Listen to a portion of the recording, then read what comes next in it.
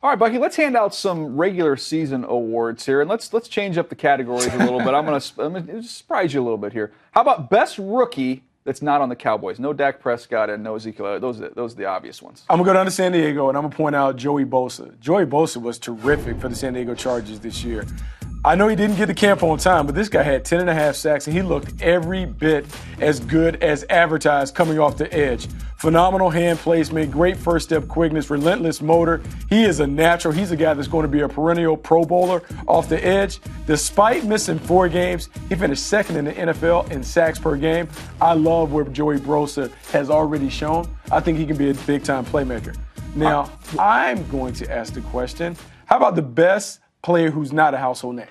Ooh, I like that one. Best player, not a household name yet, even though he was a high pick. I'm going to say Leonard Williams from the Jets with what he did. I thought he was a Pro Bowl snub, Buck, with the way he played this year. Led the team in sacks and QB hits. Third most tackles among NFL defensive linemen since 2015. We saw him do this at USC.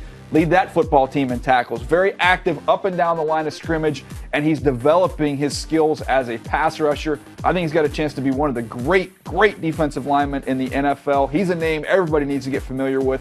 He needs to be a household name. He absolutely needs to be a household name. I love what he brings to the table. Outstanding motor, terrific athlete as an interior player. He has a bright future for the New York Jets. All right, you're next up here. I'm going to go, how about this one? How about best overall athlete in the league? I mean, this is the easy one. I think we can go to New York. Odell Beckham Jr., terrific athlete. You've seen the splashy plays and all the things that he's able to do on and off the field. He's phenomenal. There you see a little double move being able to get over the top.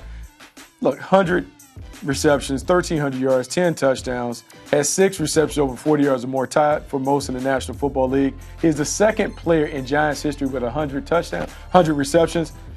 Odell Beckham Jr. is the best athlete in football. We see it week in, week out. It's not another better player on the field. Yeah, plus we've seen him kick the soccer ball around, just having some fun. So that speaks to his You have to like blessing. that. But, you know, sometimes we talk about all-stars, guys that show up on the field, but this year we had a guy that was missing. Who is the milk carton player of the year?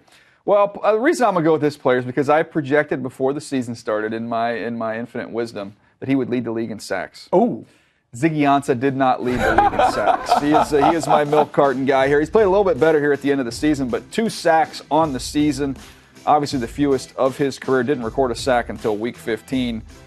First season of his career without a forced fumble. So I was expecting a huge leap, and maybe they're talking about somebody that could be in the mix as a Defensive Player of the Year candidate. You don't get that trophy when you get 2 sacks, Buck. No, you don't get that, but, you know, he still has a playoff game. Maybe he can kind of bring it back to life and kind of make you right. Yeah, I still don't feel great about it. All right, how about this is an award everybody has. How about MVP? Who you go with? Look, man, it'd be easy to pick one of the more household names at quarterback, maybe a Tom Brady or an Aaron Rodgers, but I'm going to go with Matt Ryan. I think Matt Ryan is most deserving. When you look at that offense, this offense is on a historic pace in terms of the points per game, the production they were able to produce, and he really contributed. 4th highest passer rating in NFL history among qualified quarterbacks with 117.1.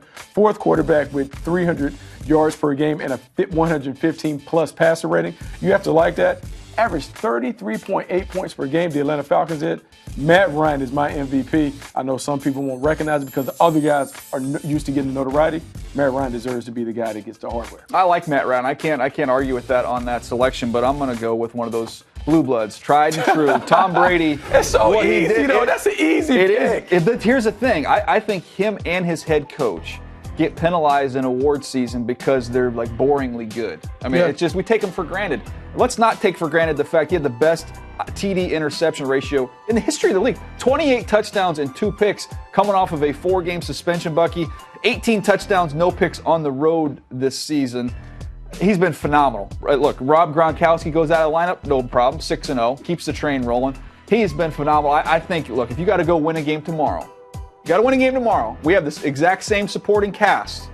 I know you would take Tom Brady over Matt Ryan. I know you would. I would, but we're talking about most valuable player. Like He's right the now most this valuable. year, he missed 4 games. They went 3-1. Yeah, but they played How better can with be most him. valuable if they continue to win without you? They played better with no him. Matt Ryan, I think the Atlanta Falcons, I think they'll lose. Yeah, ifs and buts. Tom Brady, they ifs still and buts, win. that whole thing. They still win. Anyways, look, they're both good candidates for the MVP. Fun chatting here, going through all these awards. Remember, you can check out all of our videos on YouTube as well as NFL.com/podcast for the Move the Sticks podcast.